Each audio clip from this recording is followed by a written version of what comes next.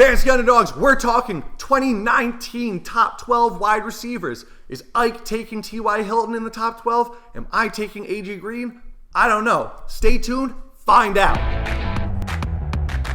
Welcome to the Fantasy Underdogs Podcast with your host, Dr. Ike and BJ.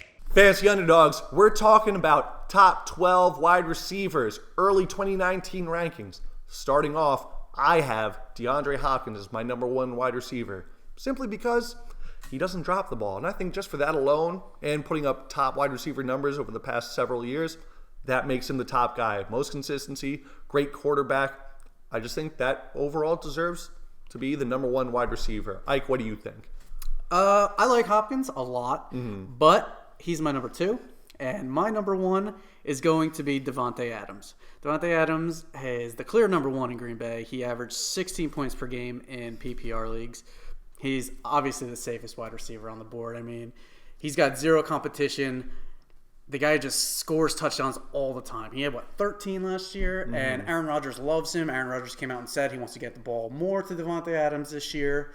I just don't see a downside with this guy. Maybe the new offensive coordinator moves away, but there's no way. I just don't see it happening. So number one for me is Davante Adams, and a close number two would be DeAndre Hopkins. I just like his consistency on week-to-week basis. Last year he had scored under 8.5 points only twice.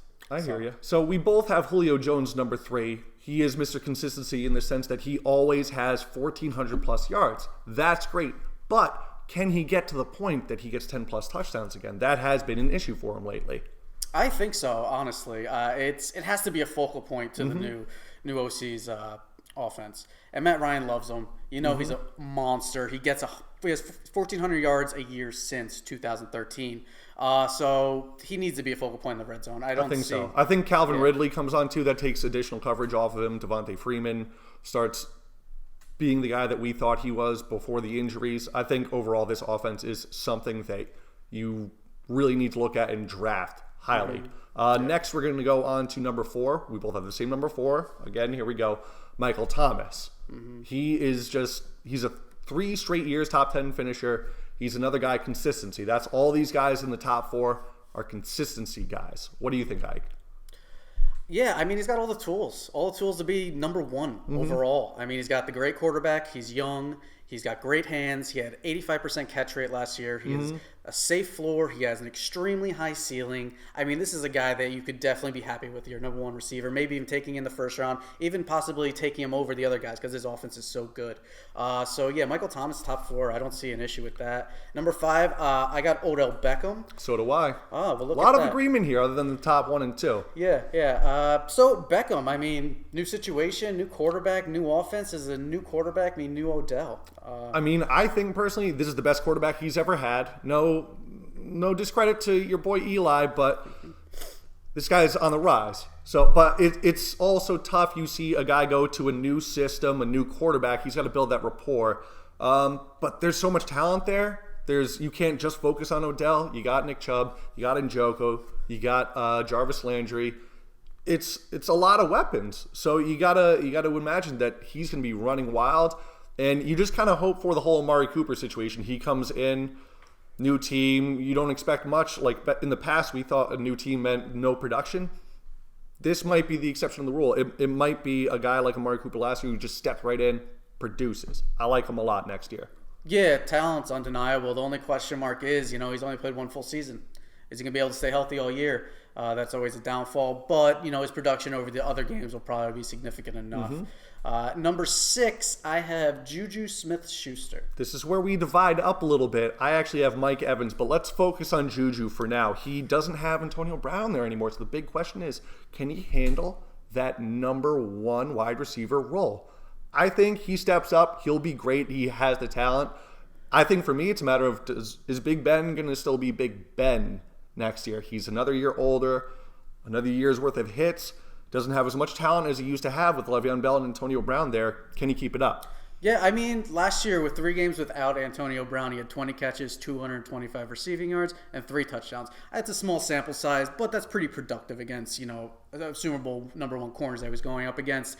He doesn't really have an opposite threat on the other side, so he might be getting double teamed a little bit more, so that might hinder his progress. But he did lead the Steelers in red zone targets with 29 in 2019. So being a threat in the red zone is always a positive. Scoring touchdowns, that offense is going to be good. So I think he's got a pretty safe floor going into 2019. Okay, and just to finish out the top 6, I have Mike Evans for me over JuJu.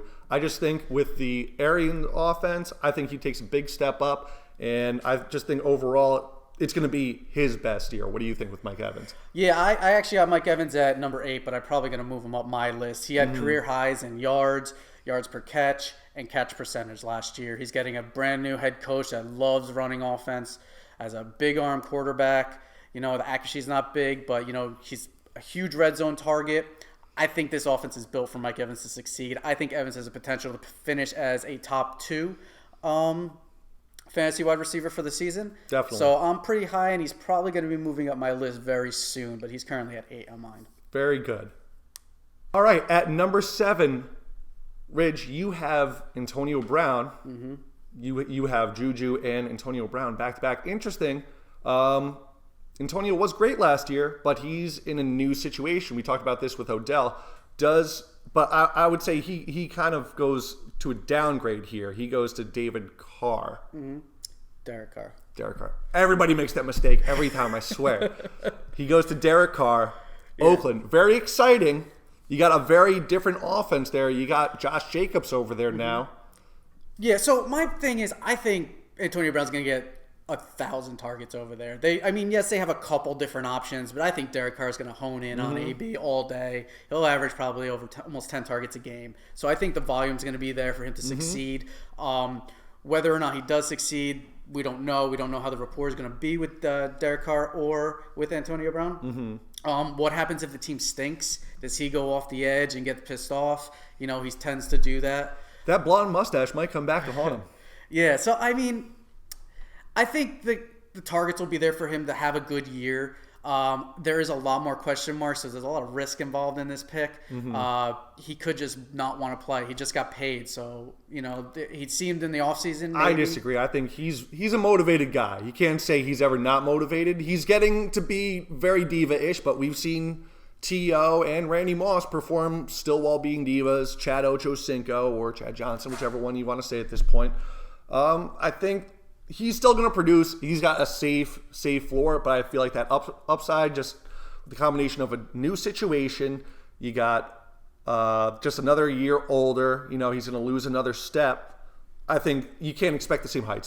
He doesn't have that wide receiver 1 upside that he used to, but I think he's as capable as anyone as being a top 10 wide receiver. Yeah, I totally agree with that. I think now, safe bet right there. I agree. In our 9th pick, we really start separating here. Now we get into the nitty-gritty, where I have T.Y. Hilton at 9, and you have Keenan Allen. I have Keenan Allen number 14, so there's a big disparity here. So let's focus on Keenan Allen right now. Yeah, well, Keenan Allen, he's got the tale of two halves, to be honest. If you look at his numbers from 2017 and 2018 first half games to 2017 and 2018 second half games, they're drastically different. From 5 receptions to 7 to 73 yards to 88 yards, and then he had 11 fantasy points to almost 17 fantasy points in the second half of the years. So with this guy, you got to basically either not draft him and trade for him early in the season, expect the low numbers in the beginning, and hope that he carries you to playoff time. I actually traded for Keenan Allen last year, second half of the season. He exploded for me. So I got him. I bought low. So he might be somebody like that. I'm not as high on him. I have him 14 just because I feel like where you see those two halves, the basic thing is that's when Melvin Gordon was going off, and when Melvin Gordon started getting hurt. I feel like that's kind of where his season changes. You also have Hunter Henry there. I love Hunter Henry going into next year. He's going to be a top 5 tight end for me by the time we get to the draft. I think there's going to be too many mouths. You also have Mike Williams possibly taking a step up. Who knows, maybe even if Phillip Rivers takes a step back, then that pie shrinks a bit. I just think that's kind of tough. Yeah, I agree. That might be a guy that might move down my board in the near future. I do see a lot of, other players coming on, such as Mike Williams, as you said. Yeah. I do like him a lot going into next year. Now let's talk about my number 9. I think just overall why I have him above Keenan Allen more than anything is the quarterback. He has the rapport with Andrew Luck. I just think the consistency, as long as he stays healthy like any other player in the NFL, he's going to be a guy his bottom 4 is top 13, but he can easily be a top 5 wide receiver. He's done it before. You have Andrew Luck healthy 2 straight years. I think this is a guy that is going to be a big value. He's going to be someone you take in the second round, but I think auction-wise, I'd be willing to spend upward into the 40s on this guy with a $200 budget. What do you think?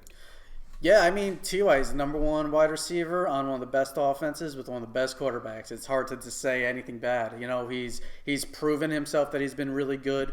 The only issue I would say would probably be lack of touchdowns. There are a lot of guys that could steal touchdowns from him. That's why I wouldn't put him in my top 5. Andrew Luck loves his tight ends. That's where he goes to in the red zone, other than handing the ball off. I could see him having huge games for you. He's a big play threat. So I could see him being very good. I think he's a top 10 receiver. I actually have him ranked at 10. I might move him up a little bit my board because of the situation and how much I do like that offense going into the season. But right now he's at 10, and I don't see many flaws in his game.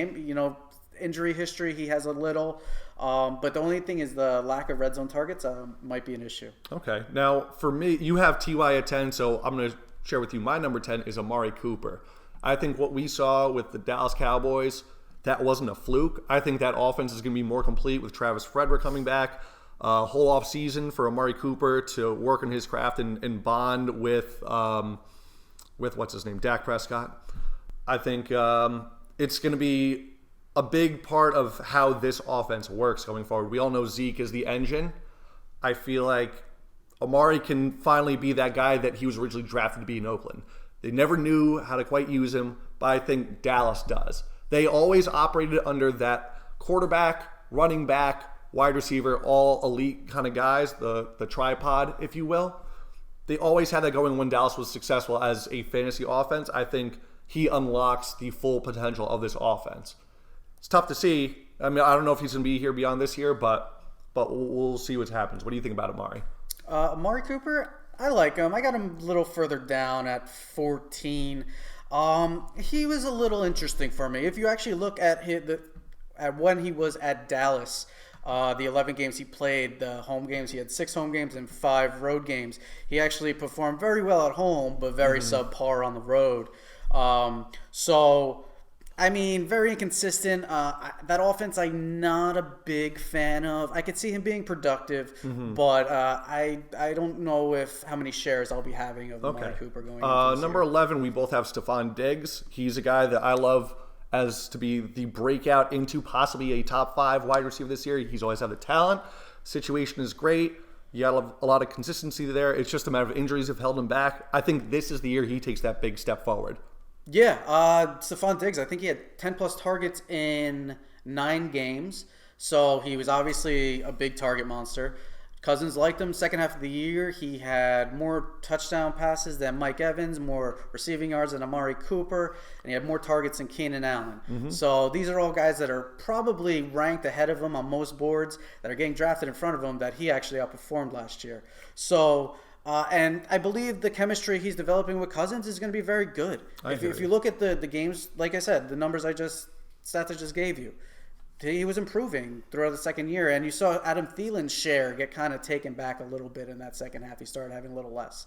So I think Diggs is a very high potential this year to be good. Okay. And number 12, you have Thielen. I have AJ Green. So you have a guy with a very high floor and a guy with a very high ceiling. I like Green there just because I want the upside. I think between him and Thielen, he's the one that's a better bet for top 5 if he stays healthy. That's the big if there. What's your reason for having Adam Thielen at number 12? Safe. Just safe? So safe. He's probably going to get close to 100 catches. He's definitely going to have close to 1,200 yards. He had 100 yards in the first 8 contests last year? Yeah.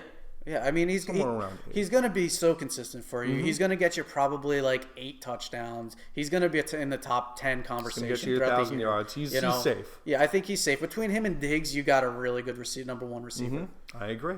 And with that rounds out our top 12 wide receivers. Please like, subscribe, comment, check out fantasyunderdog's.com, and have a wonderful day.